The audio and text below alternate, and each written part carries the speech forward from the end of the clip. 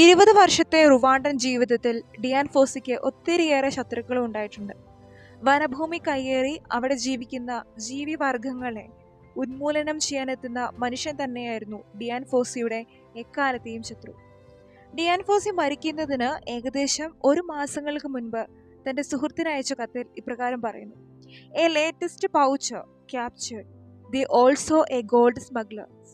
ഇതേ പ്രസ്താവനയെ സ്വാധീനിക്കുന്നതാണ് പിന്നീടുള്ള അവളുടെ വാക്കുകൾ. വിരുങ്ക അഗ്നിപർവ്വത മലനിരകൾക്ക് കീഴിൽ മനുഷ്യൻ നടത്തുന്ന നിയമവിരുദ്ധ പ്രവർത്തനങ്ങൾ താൻ ലോകത്തോട് വിളിച്ചു പറയാൻ പോകുന്നു. ഏകദേശം ഈ ഒരു സമയത്ത് തന്നെയാണ് ഡിയാൻ ഫോസി ഗോഡ്സില്ല ദ മിസ്റ്റ് എന്ന അവരുടെ പുസ്തകം സിനിമയാക്കാനുള്ള തയ്യാറെടുപ്പുകൾ നടത്തുന്നത്. യഥാർത്ഥത്തിൽ ആരെയായിരിക്കാം ഇവരുടെ ഈ ഒരു പ്രവർത്തനങ്ങൾ പ്രകോപിപ്പിച്ചിരിക്കുക? ആരായിരിക്കും ഡിയാൻ ഫോസിയുടെ വാക്കുകളെ ഭയക്കുന്നത്? ഇമ്മാനുവൽ റിലേക്കാന യഥാർത്ഥത്തിൽ ആത്മഹത്യ ചെയ്തു തന്നെയാണോ?